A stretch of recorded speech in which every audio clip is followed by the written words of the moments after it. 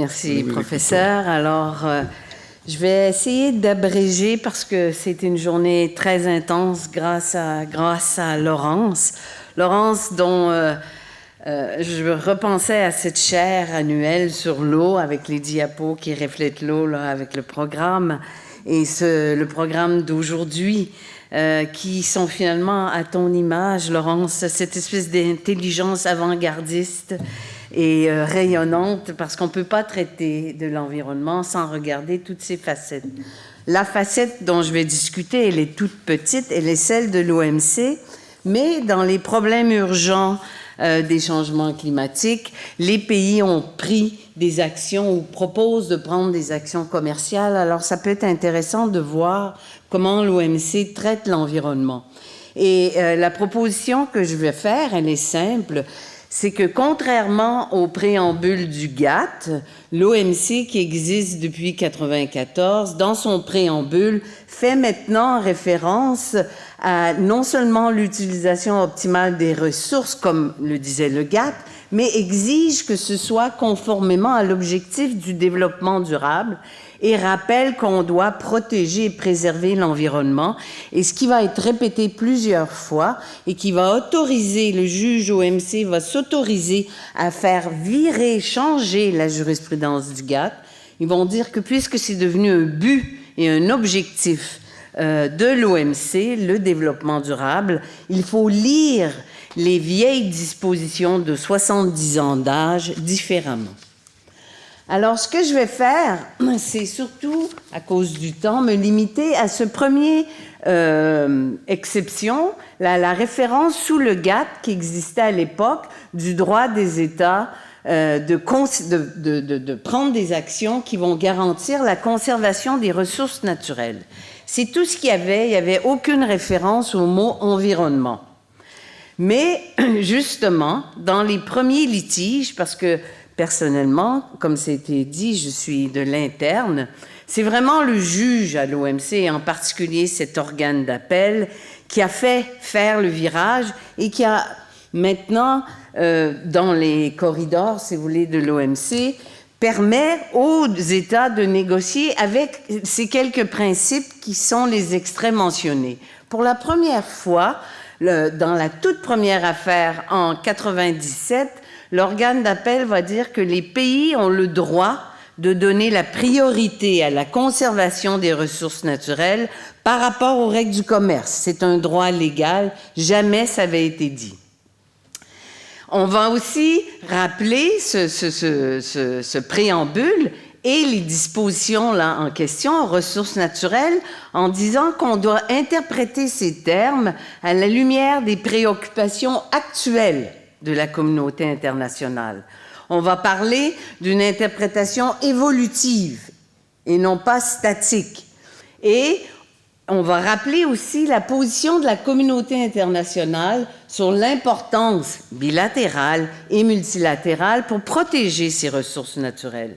C'est le début de cette jurisprudence commerce et environnement. Il y a peut-être eu 10-15 affaires. Je vais en regarder seulement 2 plus en détail avec vous. Mais, très important, l'approche contextuelle, ce fameux préambule qui va être invoqué et réinvoqué pour autoriser une nouvelle lecture. Comme vous pouvez voir ici, on rappelle que le texte introductif actuel, dans son sens ordinaire, il doit être lu maintenant. Et on dit aussi, je ne sais pas, je n'ai pas une flèche, la dernière phrase du premier paragraphe, il nous faut tenir compte dans ce contexte du libellé spécifique du préambule qui, comme nous l'avons dit, éclaire, ordonne et nuance. En anglais, c'est encore plus fort. Le mot à mot dit, fait une référence à un changement de dimension, c'est-à-dire nuance les vieilles obligations du vieux GATT. Et on dit que maintenant, il faut parler d'un équilibre entre les pays qui veulent exporter et le pays importateur qui peut-être ne veut pas de certaines marchandises pour des raisons de santé, d'environnement, et on parle des droits fondamentaux des États membres. Alors ça, c'est un changement important. Évidemment, on va s'assurer de la bonne foi du pays qui pourrait bloquer des importations, s'assurer qu'il le fait vraiment pour la santé. Et je vais parler en particulier de deux affaires qui concernent, et je saute un peu ici, et j'ai pris les petits verres pour ceux qui sont peut-être pas aussi passionnés du commerce international que moi. Un des principes de base du commerce international, c'est la non-discrimination entre les marchandises. Parce que le GATT est un traité des marchandises. Alors, si je vous dis, on prend ces deux verres, qui sont physiquement similaires, sauf que celui-ci, il est fait en violation du traité de Kyoto, il est fait dans des usines qui rejettent l'eau et polluent. Ce verre, ou ce verre de carton, il est physiquement similaire à celui-ci qui respecte toutes les données environnementales. Donc, sous le GATT, ces deux objets sont similaires, doivent être taxés de façon similaire, doivent être régulés de façon similaire, doivent être traités de façon similaire. Si un arrive importé et l'autre est domestique, le gouvernement importateur ne peut pas les traiter de façon différente selon les règles du GATT d'avant. C'est ce qu'on appelle les processus ou procédés et méthodes de production. On ne pouvait pas, sous le GATT, réguler différemment deux marchandises en fonction de la façon dont ils sont faits si ça ne se reflète pas physiquement dans les marchandises. C'est crucial pour tout ce qui est environnement, c'est crucial pour les changements climatiques, parce que très souvent, quand quelque chose est fait en violation de l'environnement ou des changements climatiques, ce n'est pas reflété ici. Et j'ouvre une parenthèse, c'est un débat qui est plus large que l'environnement. Si je vous dis ça, c'est fait par des enfants de 5 ans, ça c'est fait par une machine, est-ce qu'ils sont similaires? Souvent, vous ne savez pas comment les choses sont faites.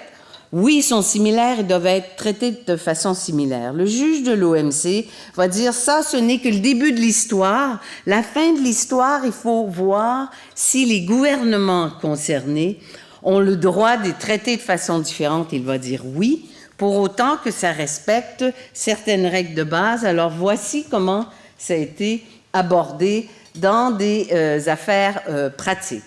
Alors le premier litige, un vieux litige, où 5 pays d'Asie poursuivent les États-Unis qui refusent les crevettes de ces pays en disant que ces pays, lorsqu'ils pêchent les crevettes, ils tuent les tortues marines. Ils lancent des gros filets, ils ramassent les crevettes et les tortues, ils se foutent des tortues et envoient les crevettes aux États-Unis. Les Américains bloquent les crevettes d'Asie en disant c'est mauvais pour la conservation de ressources naturelles comme les tortues. Le juge OMC va dire que maintenant, l'article 20 des exceptions sur la conservation de ressources naturelles autorise un pays à faire des distinctions entre la façon dont les crevettes sont pêchées, en tuant ou pas les tortues. Et il va rappeler, et ça c'est un virage fondamental, notamment pour les Européens et leur nouveau projet CBAM, il va rappeler que les exceptions de l'article 20 visent très souvent, et je lis, l'assujettissement de l'accès au marché intérieur d'un membre au respect ou à l'adoption d'une politique prescrite unilatéralement caractérise les exceptions parce que sous le GATT, quand on invoquait l'exception conservation de ressources naturelles, on devait en plus avoir un traité multilatéral qui appuyait l'action.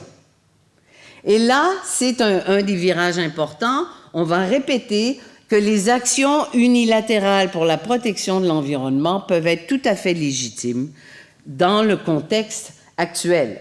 Dans cette affaire, toutefois, les Américains insistaient pour que les tortues soient protégées, mais encore plus, dit le dernier point, ils exigeaient que les pays asiatiques pêchent en utilisant leur façon de pêcher et leurs filets, qui sont pas la seule façon de faire. Alors, sur la première fois, l'organe d'appel va dire aux Américains, c'est de la coercition, vous avez le droit d'exiger qu'on protège les tortues, mais vous n'avez pas le droit d'exiger et d'imposer aux pays, surtout en développement, comment se faire. Les Américains modifient leur règlement et vont donc donner plus de flexibilité aux pays exportateurs de prouver comment il a protégé les tortues. Mais deux passages importants sur la Malaisie, va repoursuivre les Américains, le seul pays cette fois-là, les autres sont satisfaits, et la Malaisie va rappeler les Américains auraient dû signer une convention internationale pour justifier cette distinction de bonne et mauvaise façon de pêcher. Non, nous dit l'organe d'appel, pour diverses raisons, il peut être possible de conclure un accord avec un groupe de pays et pas avec l'autre, toutes sortes de contextes politiques. Même si la préférence est toujours largement donnée à l'approche multilatérale, toutefois, c'est une autre chose que de prescrire la conclusion d'un accord multilatéral pour l'expression de droits fondamentaux comme la protection de l'environnement. Et la Malaisie soutient à tort que pour éviter l'argument, l'allégation de discrimination, la conclusion d'un accord international pour la protection des tortues est nécessaire. Des efforts sérieux de négociation multilatérale sont suffisants. Alors, l'autre élément important et qui était cité dans les années 2000, là c'est plus l'Europe qui travaille sur les mesures à la frontière pour les changements climatiques. Il y a une dizaine d'années, le Sénat, les Américains en ont fait beaucoup de projets. En ce moment, ce n'est pas tellement actif, mais ils ont utilisé le mot à mot de cette jurisprudence qui dit quoi? Qui dit qu'on peut subordonner, alors les Américains avaient le droit de subordonner l'accès à leur marché à l'adoption d'un programme pour les tortues, mais là on insiste, c'est un programme qui doit exiger une efficacité environnementale comparable. Ils ne peuvent pas leur dire pêchez comme je vous dis, mais ils peuvent dire pêchez comme vous voulez, mais il faut que les tortues soient autant protégées que la façon ou le filet de pêche que je recommande. Alors, on répète 3 fois. À notre avis, le groupe spécial a fait un raisonnement correct et conclut à juste titre que subordonner l'accès au marché à l'adoption d'un programme comparable au point de vue de l'efficacité, et là, ça continue, l'efficacité environnementale. Alors, si un jour, il y a un débat noir et blanc sur quelles sont les actions que font les pays exportateurs, disons, pour exporter leurs marchandises en Europe, l'Europe prévoit une mesure à la frontière contre les pays qui ne feraient pas assez. On peut prévoir que le juge OMC va être presque obligé de comparer l'efficacité environnementale des marchandises exportées, marchandises que peut-être l'Europe considère ne sont pas à la hauteur de ses attentes. Une autre affaire qui est vieille de 30 ans, qui est une vieille bataille gagnée par les Américains il y a 2-3 ans sur la même chose, et je vais terminer avec cette affaire, c'est l'affaire thon. Alors, c'est une question de dauphin et de thon et l'étiquetage Dolphin Safe. Alors, encore une fois, c'est un phénomène biologique. Dans le golfe du Mexique, très souvent, les dauphins nagent au-dessus des thons. Et les pêcheurs qui cherchent à pêcher le thon vont donc chercher les dauphins, les groupes de dauphins, lancent des filets sur les dauphins et ramassent et dauphins et thons. Et le peuple américain, dans les années 80, s'oppose et dit « J'aime les dauphins, je ne veux plus qu'on importe de thon de quelque pays que ce soit, même des États-Unis, qui sera pêché en tuant les dauphins. » Alors, les Américains mettent en place un étiquetage qui n'est pas obligatoire, mais en pratique, aux États-Unis, on rapporte, et ça c'est une preuve devant le juge, que c'est impossible de vendre une petite boîte de thon sans le label Dolphin Safe, parce que les Américains aiment les dauphins. Alors, encore une fois, l'organe d'appel va dans un premier temps reconnaître le droit des États-Unis de faire cette distinction qui ont toujours été, comme je vous disais, interdites sous le GATT, qui pourrait donc introduire d'autres distinctions dans d'autres secteurs. Vous comprenez bien que je ne pense pas seulement au thon, aux crevettes, mais à tout ce qui est environnemental plus largement. Par contre, dans cette affaire, les Américains perdent. Pourquoi? Et ça, c'est très curieux en termes d'extraterritorialité. On leur dit, vous avez des très bons standards pour les eaux du golfe du Mexique, mais vous avez d'autres standards pour les mers de Chine, et très loin. Alors, tout le monde dit, waouh! Il faut essentiellement, si on comprend, que les Américains soient cohérents. S'ils veulent protéger les dauphins, ils doivent protéger les dauphins partout. Alors, quelle est la réponse? C'est que les Américains changent encore leurs mesures parce que à l'OMC, quand on perd, on a un délai de 8 à 15 mois pour changer sa mesure et on peut être réexaminé. Alors, la deuxième fois, ils gagnent. Pourquoi? Parce qu'on dit que les Américains ont réussi à démontrer que la mesure était adaptée en fonction des différents niveaux de risque pour les dauphins, présentés par différentes méthodes de pêche dans différentes zones océaniques. Alors, toutes ces questions, on parle de distinction réglementaire légitime et on répète la conclusion que la mesure contestée, au contraire, compte tenu du préambule et compte tenu des nouvelles façons de lire les règles du commerce, ces actions qui mettent en place des distinctions réglementaires sur la base non pas de comment la marchandise est aujourd'hui, mais plutôt comment elle est faite, c'est acceptable. Alors, en conclusion, le juge OMC a été un peu chanceux parce que lui, il a bénéficié d'une nouvelle référence claire au développement durable dans le préambule qui a été négociée, on raconte, 3 minutes avant que le traité se finalise. Les Norvégiens l'ont proposé, c'était accepté. Le juge OMC s'en est servi à bon escient pour lire différemment un tas de choses. Les PMP sont particulièrement importantes en environnement, mais pas seulement, dans tout ce qu'on appelle les considérations non commerciales. J'ai parlé des droits des enfants, ça c'est fait en violation des droits de l'homme, ça c'est fait par une machine. Est-ce qu'ils sont similaires? Beaucoup d'entre vous me diraient non. Moi, je vais vous dire oui, à l'OMC, on va dire que c'est similaire. Si vous allez au supermarché puis il y a une étagère et vous ne savez pas trop, vous allez dire lui, bon, je vais prendre le moins cher.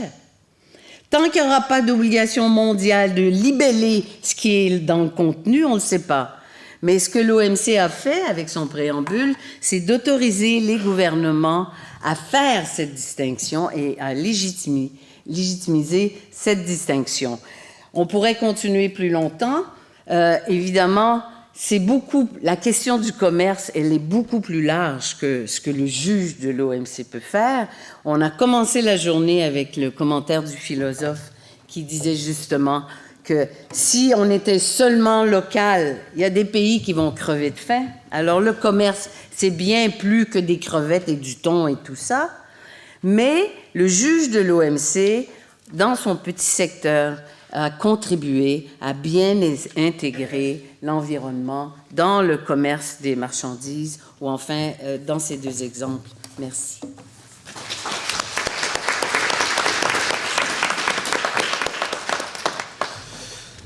Merci beaucoup, Gabriel Marceau. Je trouvais ça vraiment tout à fait fascinant, tout à fait intéressant. Et je suis content qu'on termine là-dessus, parce que je trouve que c'est plein d'optimisme, finalement, votre discours.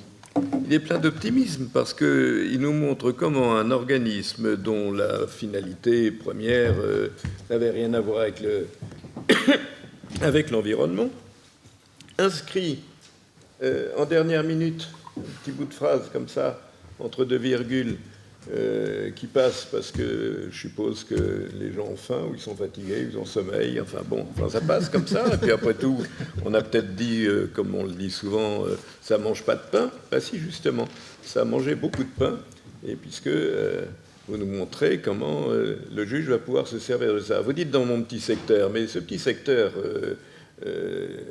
soumis à l'OMC, il est en accordéon, enfin, je veux dire, il est à géométrie variable, et qui sait ce qu'on en tirera demain. Donc j'ai trouvé ça, justement, la note d'optimisme qui fait que tout se termine bien, enfin, sous réserve des questions et sous réserve des conclusions, bien sûr, qu'on entendra tout à l'heure.